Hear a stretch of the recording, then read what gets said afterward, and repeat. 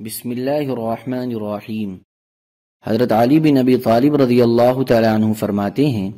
کہ جب اللہ عز و جل نے اپنے نبی کریم صلی اللہ علیہ وسلم کو اس بات کا حکم دیا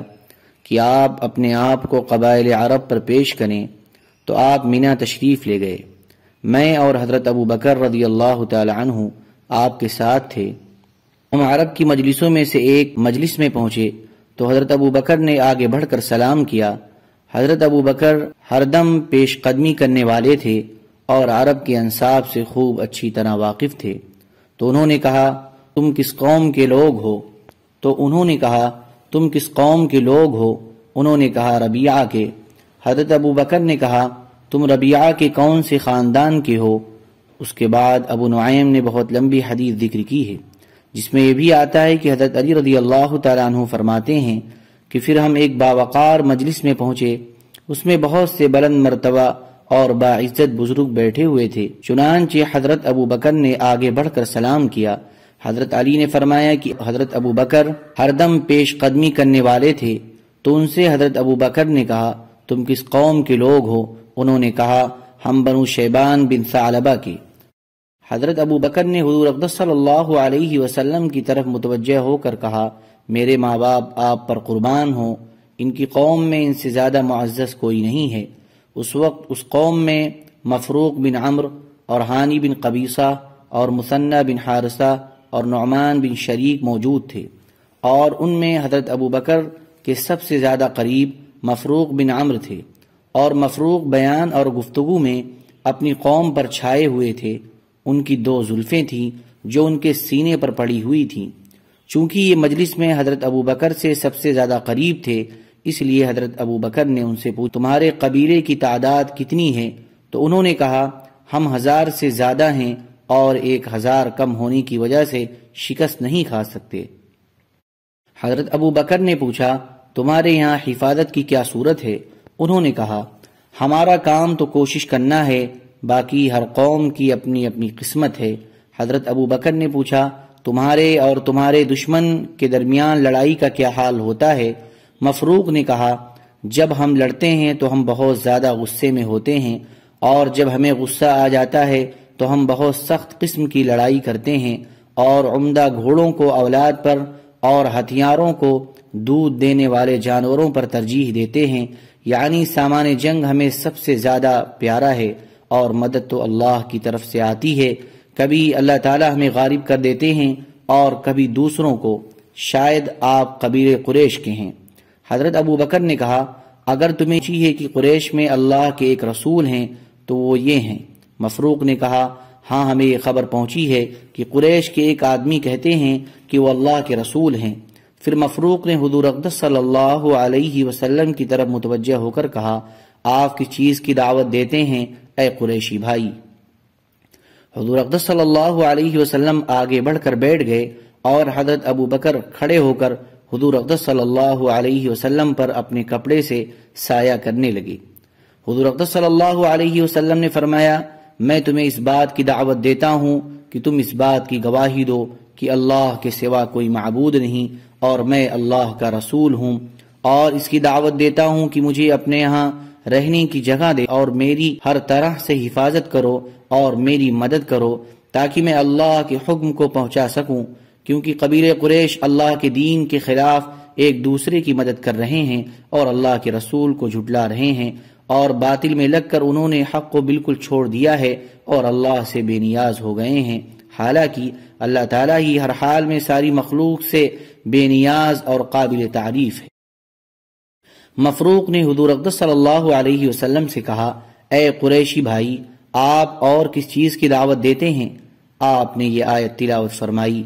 قل تعالوا اتل ما حرم ربكم عليكم الا تشركوا به شيئا وبالوالدين احسانا سے لے کر فتفرق بكم عن سبيله ذلكم وصاكم به لعلكم تتقون تک، جن کا ترجمہ یہ ہے تو کہے تم آؤ میں سنا دوں جو حرام کیا ہے تم پر تمہارے رب نے کہ شریک نہ کرو اس کے ساتھ اس کو، اور ماں باپ کے ساتھ نیکی کرو، اور مار نہ ڈالو اپنی اولاد کو مفلسی سے، ہم رزق دیتے ہیں تم کو اور ان کو، اور پاس نہ جاؤ بے حیائی کے کام کے جو ظاہر ہو اس میں سے اور جو پوشیدہ ہو، اور مار نہ ڈالو اس جان کو جس کو حرام کیا ہے اللہ نے مگر حق پر۔ تم کو یہ حکم کیا ہے تاکہ تم سمجھو، اور پاس نہ جاؤ یتیم کے مال کے مگر اس طرح سے کہ بہتر ہو یہاں تک کہ پہنچ جائے اپنی جوانی کو، اور پورا کرو اور تول کو انصاف سے۔ ہم کسی کے ذمے وہی چیز لازم کرتے ہیں جس کی اس کو طاقت ہو، اور جب بات کہو تو حق کی کہو اگرچہ وہ اپنا قریب ہی ہو، اور اللہ کا عہد پورا کرو۔ تم کو یہ حکم کر دیا ہے تاکہ تم نصیحت پکڑو، اور حکم کیا ہے کہ یہ راہ ہے میری سیدھی، سو اس پر چلو، اور مت چلو اور رستوں پر کہ وہ تم کو جدا کر دیں گے اللہ کے راستے سے۔ یہ حکم کر دیا ہے تم کو تاکہ تم بچتے رہو۔ مفروق نے حضور اقدس صلی اللہ علیہ وسلم سے کہا، اے قریشی بھائی، آپ اور کس چیز کی دعوت دیتے ہیں؟ اللہ کی قسم یہ زمین والوں کا کلام نہیں ہے، اور اگر یہ زمین والوں کا کلام ہوتا تو ہم اسے ضرور پہچان لیتے۔ پھر حضور اقدس صلی اللہ علیہ وسلم نے ان اللہ یأمر بالعدل والاحسان سے لے کر لعلکم تذکرون تک تلاوت فرمائی، جس کا ترجمہ یہ ہے، اللہ حکم کرتا ہے انصاف کرنے کا اور بھلائی کرنے کا اور قرابت والوں کے دینے کا، اور منع کرتا ہے بے حیائی سے اور نامعقول کام سے اور سرکشی سے، تم کو سمجھاتا ہے تاکہ تم یاد رکھو۔ مفروق نے کہا، اے قریش، اللہ کی قسم تم نے بڑے عمدہ اخلاق اور اچھے اعمال کی دعوت دی ہے، اور جس قوم نے آپ کو جھٹلایا ہے اور آپ کے خلاف ایک دوسرے کی مدد کی ہے انہوں نے جھوٹ بولا ہے۔ مفروق نے یہ مناسب سمجھا کہ اس گفتگو میں ہانی بن قبیصہ بھی ان کے شریک ہو جائیں، اس وجہ سے انہوں نے کہا، یہ ہانی بن قبیصہ ہیں جو ہمارے بزرگ اور ہمارے دینی امور کے ذمہ دار ہیں۔ ہانی نے حضور اقدس صلی اللہ علیہ وسلم سے کہا، اے قریشی بھائی، میں نے آپ کی بات سنی اور آپ کی بات کو میں سچا مانتا ہوں، اور میرا خیال یہ ہے کہ آپ کی ہمارے ساتھ یہ پہلی مجلس ہے، اس سے پہلے کبھی ملاقات نہیں ہوئی اور آئندہ کی کوئی خبر نہیں، اور ہم نے ابھی تک آپ کے معاملے میں غور نہیں کیا اور آپ کی دعوت کے انجام کے بارے میں سوچا نہیں، اور ابھی سے ہم اپنے دین کو چھوڑ کر آپ کے دین کو اختیار کر لیں تو اس فیصلے میں غلطی کا امکان ہے، اور یہ کم عقل ہونے اور انجام میں غور نہ کرنے کی نشانی ہے۔ جلدی کے فیصلے میں غلطی ہو جایا کرتی ہے،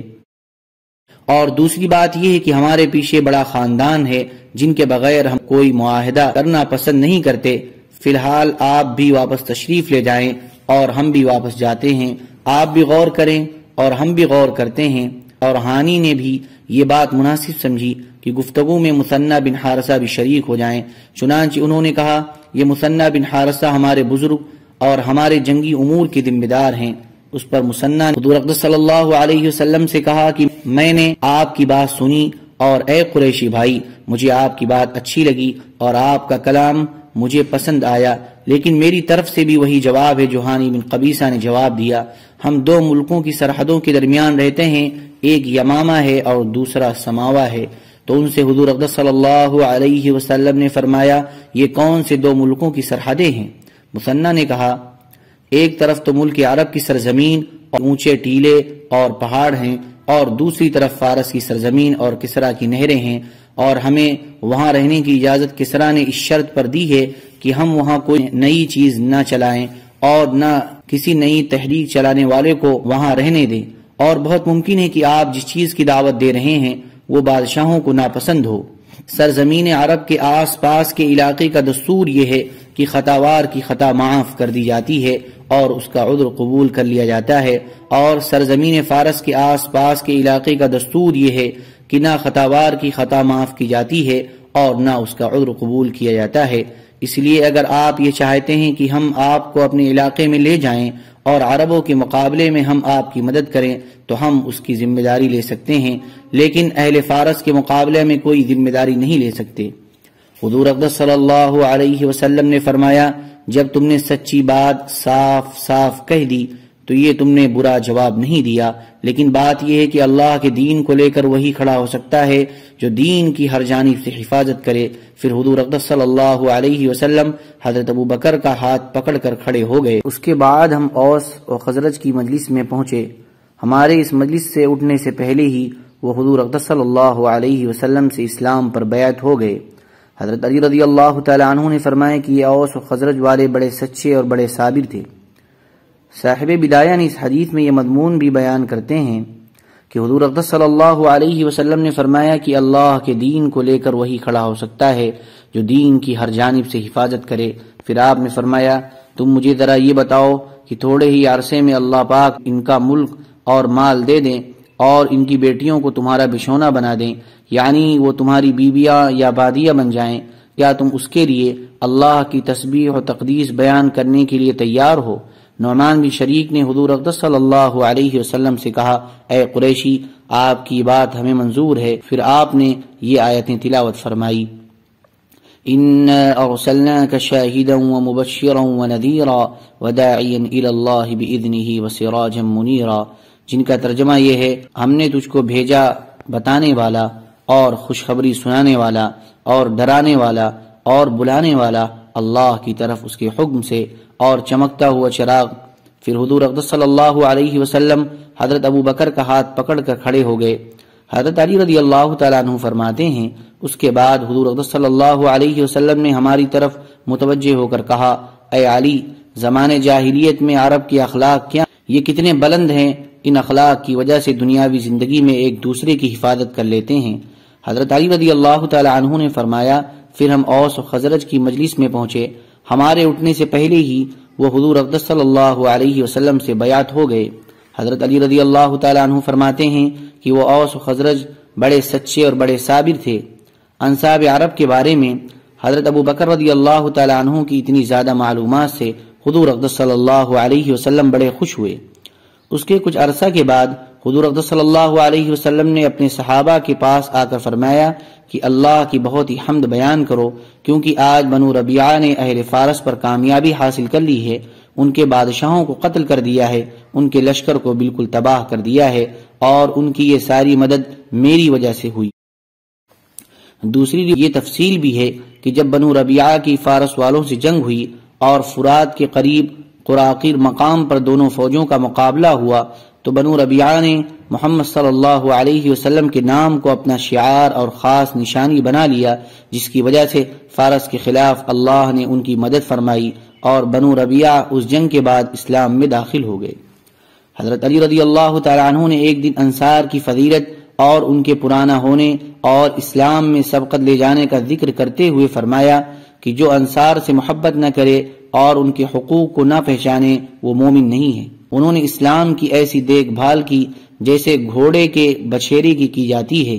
وہ اپنے ہتھیاروں کی مہارت اور اپنی گفتگو کی طاقت اور اپنے دلوں کی سخاوت کی وجہ سے اسلام کی دیکھ بھال کے لیے کافی ہو گئے۔ حضور اقدس صلی اللہ علیہ وسلم حج کے موسم میں قبائل کے پاس تشریف لے جا کر ان کو دعوت دیا کرتے تھے، لیکن ان میں سے کوئی بھی آپ کی بات کو نہ مانتا اور آپ کی دعوت کو قبول نہ کرتا۔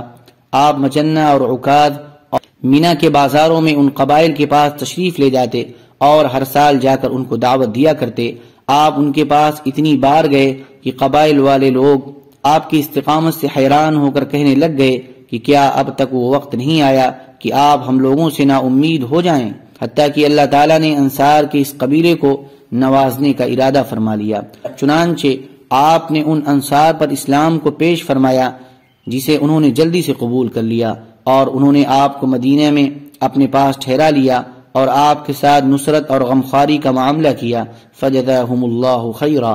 ہم مہاجرین ان کے پاس گئے تو انہوں نے ہمیں اپنے ساتھ گھروں میں ٹھہرایا اور کوئی بھی ہمیں دوسرے کے پاس بھیجنے کو تیار نہ ہوتا، حتیٰ کہ بعض دفعہ ہمیں اپنا مہمان بنانے کے لیے قرعہ اندازی کیا کرتے۔ پھر انہوں نے خوشی خوشی اپنے اموال کا ہمیں اپنے سے بھی زیادہ حقدار بنا دیا اور اپنے نبی صلی اللہ علیہ وسلم وعلیہم اجمعین کی حفاظت کے لیے اپنی جانوں کو قربان کر دیا۔ سبحان ربک رب العزت عما یصفون وسلام علی المرسلین والحمد للہ رب العالمین۔